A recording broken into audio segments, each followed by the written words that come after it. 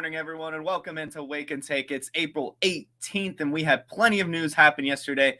I'm your host, Jason. Let's go ahead and get right into it.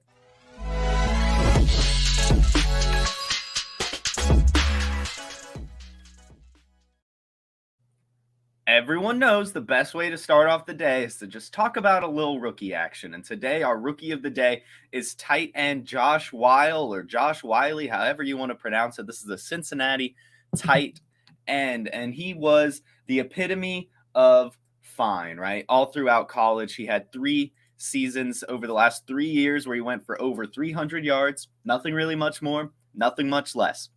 And all of his workout metrics, all pretty decent as well, all above really the 50th percentile, except for his burst score, which again, as yesterday, splitting hairs at the 46th percentile. This is just a pretty average dude. He's going to be okay at the NFL level. His best comparable is Hayden Hurst. He's got a 5th round projected draft capital. And I mean, it is what it is, right? He's not going to be bad. We can guarantee that this guy is not going to be bad at the NFL level, but I think that we can also guarantee that he's not going to be really good, right? And that's fine. That's fine. There's a place for types of players like that in the NFL. That is rookie Josh Wiley or Josh Wile, however you want to pronounce it, Cincinnati tight end, average dude. But the story of yesterday, and there were plenty of stories yesterday, but the story of yesterday was Jalen Hurts.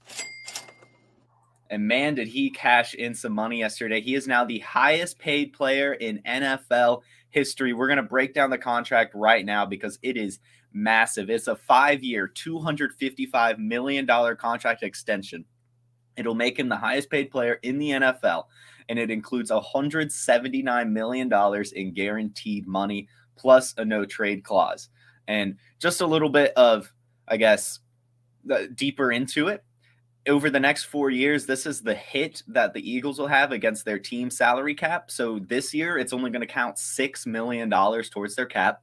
In 2024, only $13.5 million.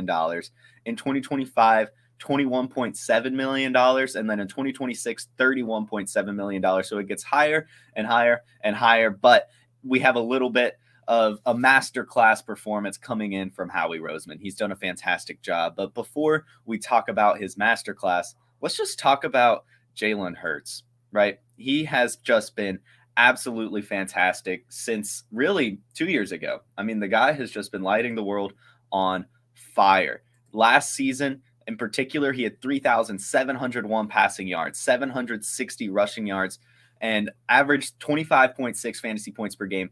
Led the league, absolutely lit the world on fire. The year before that was still 6th in fantasy points per game, had over 3,000 passing yards, and again, 700 plus rushing yards. And I mean, it doesn't even stop there at just the numbers, the efficiency. It's just all there. Top 10 in yards per attempt, air yards per attempt, deep ball points. I mean, fantasy points per drop back. Play action completion percentage wasn't that great, but they didn't do a lot of play action completion percentage. His deep ball completion percentage, number 8. His accuracy rating, number 6. QBR, number 4. All of his, led the league in carries, led the league in rush touchdowns, 4th in rush yards. I mean, we could go on and on about how great of a season Jalen Hurts had, right? We all know it. We all know it. He led the damn Eagles to a Super Bowl, and that's why he got this contract. What a guy. What a guy. Let's talk about this masterclass that Howie Roseman has put on because it is just something. It's something spectacular. We talked about how his salary cap is just going to go up each year. But what we didn't mention is that next year in 2024 draft, the Eagles will have 8 draft picks. Plus, A.J. Brown and Devontae Smith will be under contract at least through 2024. So they're going to have 2 more seasons of one of the best wide receiver duo in the league, plus a 1st round pick, 2 second-round picks, 2 third-round picks, a 4th-round pick, and a 5th-round pick that could become a 4th-round pick if conditions are met. But even beyond that, 4 more 5th-round picks. Oh, my God, that guy knows how to build a roster. It is just spectacular. So the Eagles will be competing for years to come, even with such a massive contract that this guy has signed. I mean, just a great deal for the Eagles too. Fantasy Football Garage on the YouTube. Great deal for the Eagles. It is because as we see year in, year out, somebody breaks the contract record, right? Somebody becomes the highest paid player in NFL history. And then 3 years later, we're talking about how they're not the highest paid player in NFL history anymore. It just gets higher and higher and higher. So to get him on a 5-year contract, and it's just awesome. It's just awesome. I don't have to talk about it too much longer. You know what's not awesome, though? What is not awesome is Lamar Jackson was actually offered a similar contract heading into last season. It has now since been reported by Adam Schefter that last September, Lamar Jackson was offered a contract with $250 million total, $133 million guaranteed at signing, but $200 million total guaranteed. $20 more million guaranteed to Lamar Jackson, more than this Jalen Hurts contract. Why did he not accept it?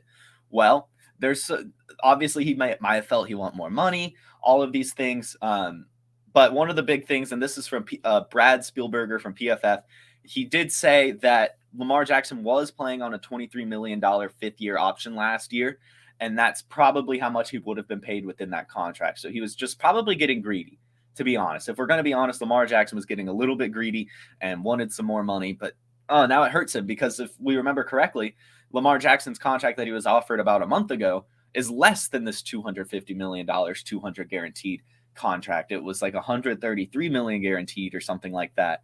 Man, it sucks for Lamar. It really does. And perhaps that's why he's holding out, right? Like he knows that he was able to make more money and was offered a bigger contract, and now they're not offering him that anymore. So perhaps he just feels a little bit hurt, but he got hurt, right? He got hurt. So you can't feel hurt, Lamar Jackson. You got hurt. So just a oof sound effect for Lamar Jackson. It's just tough. It's just tough. That's just sometimes the way the cookie crumbles, though. It's just sometimes the way the cookie crumbles. Guys, isn't it fantastic that the NFL draft just keeps changing? It just keeps getting more and more exciting as we get up to the day that it'll finally happen. Next Thursday, the NFL draft will be happening. We here at Player Profiler will be boots on the ground. We will be live streaming during the draft. You'll be able to tune into us on our YouTube channel. Everyone you know and love will be there. I'll be there. Cody will be there. Matty Q will be there. Jack will be there. Podfiler will be there. Billy Muzio will be there. Theo Greminger will be there. Seth will be there. The list goes on and on. Player Profiler will be representing at the NFL draft, so make sure you tune in. But Bryce Young now officially is going to be the number 1 overall pick. At this point, it is about as locked as you can get. He has canceled all remaining draft visits. It is important to note that he has also met with the Texans and the Panthers. So, I mean, maybe he's just canceling the draft visits because he knows he'll get picked at 1 or 2. But contrast to that, CJ Stroud, all of his odds are completely falling through the roof or through the floor, right? they're just dropping. And Bryce Young's odds have gone they've gone so far up. BetMGM yesterday morning, the odds were negative 350 for him to go number 1 overall. Now they are minus 2,000. What a shift in odds. And we know why, right? We know why. Bryce Young was fantastic in college. He really was. It can't be understated, especially his Heisman winning year where he threw for 4,872 yards, 47 touchdowns, and only 7 interceptions. Last year, he didn't do quite as well. Right? He had only 32 touchdowns with 5 interceptions and only 3,328 yards. They did play 3 less games. Alabama in general just wasn't as good as they were in 2021. But still, he's only 21 and a half years old. He's got a decent enough profile outside of his height and weight and great college production. He's going to be the number 1 overall pick. Now, what are the Texans going to do? Because that's kind of the big question, right? If he goes to the Panthers, what are the Texans going to do? Well, currently, there's a massive shift in Will Levis being drafted 102. Does that mean it's by the Texans? No. These are just his 102 odds, and he is now the favorite at plus 180, Tyree Wilson at plus 300, Will Anderson also at plus 300, and CJ Stroud at plus 450. What does that mean, right? It means that NFL teams are not enamored by CJ Stroud, and we actually have a few sources to back that up. And we don't know if the Texans are going to stick at number 2. It is now out. It is out that they are shopping this pick. It isn't just that they're hearing offers. It is they are shopping this pick. They don't want to sit there anymore. And I see some people talking about how it could be for Caleb Williams, that, they don't want a quarterback this year. They'll just get all of the assets that they need to have a competitive team in 2024. Before we talk about much further, I do want to say, if that is their plan, Houston Texans, Casario, if you're listening, that is a dangerous ass game you're playing. If you really want to make sure that you can get Caleb Williams next season, I hope that's not the plan. I really do. I think you should just take a chance on a rookie quarterback this year, because there is no guarantee, right? There's no guarantee in the world that you can wait a whole year and make sure that you get the quarterback that you want. You just can't do that. I don't care what kind of assets you get for trading back at the number 2. It's risky. It's a huge risk when you could probably just end up getting CJ Stroud or one of these other quarterbacks and developing them. I just don't see the point in tanking for Caleb Williams when you already have the number 2 overall pick. I think you just get the quarterback while you can. But either way, they're shopping this pick. And Lance Zierlein, who's a Houston Texans reporter, or just a Houston reporter in general, this is his quote on if the Texans will ultimately take a quarterback with pick number 2. Not anymore. They are trying to get out of the pick. And I'm also hearing that it's going to be tough to move that pick because teams don't covet Stroud like the public thinks. Wow, right? And we see it, right? We see it in the Vegas odds. We just talked about it, plus 450. He was the favorite to be the number 2 overall pick yesterday with minus odds, right? So it's very, very interesting. I don't know what happened. Maybe people found out that his teammates didn't go to CJ Stroud's birthday party, and that just hurt his stock. But it's going to be a very, very, very interesting draft night. The Texans looking to move. They might take Will Levis, right, based on the odds. But this quote right here, I will not be surprised if in the edge category, Tyree Wilson is picked ahead of Will Anderson. I will particularly not be surprised if Houston takes Wilson over Anderson at number 2. And that is from King with Pro Football Talk. So the Texans might at number 2 just take edge, right? And they have another first-round pick, so they might end up being fine, and they could maybe trade back up to get the guy that they do want. But it is very interesting to see that Will Levis is now the second quarterback in terms of Vegas odds, and it's no longer Stroud. I have no idea what happened. I can't give you insight on that, but it is completely shifted. It is Bryce Young. He's number 1. CJ Stroud's like number 3 now, which is just crazy to think about because, in my opinion, he's the clear favorite to be number 1 in my eyes, right? I think he has the safest floor, and I think he has a decent ceiling as well. Plus, great college production. It's very strange to me. It's giving me shades of Justin Fields, right? Where Trey Lance and Zach Wilson was picked before him, and he kept slipping despite being a good college producer. I don't know what it is about Ohio State quarterbacks, but NFL teams just don't seem to really like him. It is what it is, right? It is what it is. So that's the draft. Great stuff going on. Exciting stuff going on. Let's talk about off-season programs because that started on Monday, and it's interesting. It is interesting. And let's first just talk about, before we talk about the players that won't be there, let's talk about some of the players that are there that I just thought was kind of fun. Zach Wilson showed up to the Jets off-season training yesterday. Just good for him, right? And then also Jordan Love showed up to the training sessions yesterday with the Packers. So just a quick little... just a round of applause for them because, these are voluntary training camps, and especially Zach Wilson, right? He's about to lose his job, and he still decided to show up. He's still putting in the work. Obviously, he's a bad quarterback. I'm not going to toot his horn too much, but just good for him to be able to show up. But the players that are not showing up, as we know, right, with a couple of them, and these are all franchise-tagged players. These players have not signed their franchise tags or showed up to the voluntary offseason programs.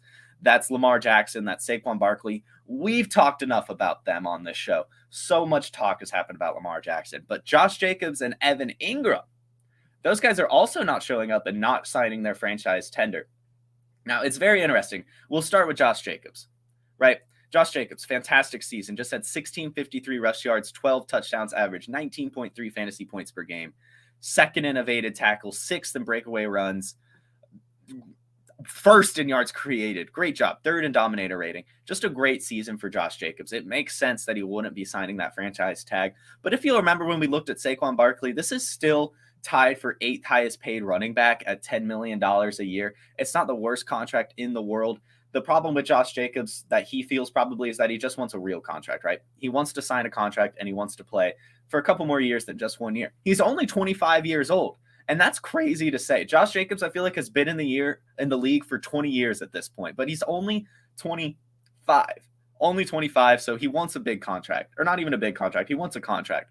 I'm pretty sure Josh Jacobs would probably accept the money if it was just 2 or 3 seasons as opposed to just the 1 year. And I have to assume it's probably slightly similar to Evan Engram, but I don't think he has quite the same case. Evan Engram, right? Fantastic season for him. Finally broke out, finally reached some expectations. He was 7th in fantasy points per game, 766 receiving yards, 2nd in the entire league in yards after catch, had 2 100-yard games, including that one monster performance in Week 14 that we all know and love, 11 receptions, 162 receiving yards, and 2 touchdowns. A great year for him, but the franchise tag pays him $11.3 million, more than a running back franchise tag. And that'll make him the 9th highest paid tight end, and that puts him between Hunter Henry and Zach Ertz. That just sounds fine to me. The guy's 28 and a half years old, so it's not like he can really pine for a large, long-term contract. Like, I feel like no matter what, he should just accept that money, sign it, and play football for the Jaguars. He could maybe get an extra $0.2 million a year, maybe make it a 2-year contract. But at what cost, right? But at what cost? Just sign this franchise tag. Stop wasting time with the front office to negotiate this thing. Just go play some football, man. This is it. I get it for Josh Jacobs, but for Evan Engram, it's like you found yourself in such a good situation, and I wouldn't want to risk that at all. Just sign your franchise tag and play ball, man. Just sign your franchise tag and play ball. Guys, do we have any questions? We've run through everything that I can think of. Let's see. You want to hear about CJ Johnson as a rookie of the day soon? I'll keep that in mind, Jamie. I'll work on that. I know I have tomorrow's already decided, but I will get that. I'll get that on this week. CJ Johnson, I think that would be good. Let's see. Parker Washington is projected as a 4th round NFL draft pick. What team will he be a good fit on? And where are you drafting him in rookie drafts? That's a really good question. It's really hard for me to decide where to draft players without knowing where they'll go yet. But I mean, I'm going to have to assume probably 3rd round at the earliest for this guy. I haven't been hearing his name too much, but and he's got not that great of a profile either. His best thing is a 70th percentile 40-yard dash. So I'm probably not taking him too high. I do like that, he was okay in college. I don't know. I'm looking at this and it's fine. 489 yards his freshman year, 820 yards his sophomore year, 611 yards his junior year before declaring for the NFL. This is a guy I'm going to have to see where he ends up, right? I don't think I'm going to be able to. I don't even think I really want to draft him yet until I see where he ends up, to be honest. I don't think I'm taking my risk on him. I think that this is a pretty stacked wide receiver class, a pretty stacked tight end class, and a pretty good running back class as well. So I'd probably take a chance on some of these other players with better profiles at this point. I see a question here on Instagram. What's up with Justin Ross? I don't know for sure. I don't know what's up with Justin Ross for sure, but as far as I'm aware, he's still on the Chiefs. And as far as I'm aware, he's probably at least going to try to play football this year. Whether or not he could do it is the main question.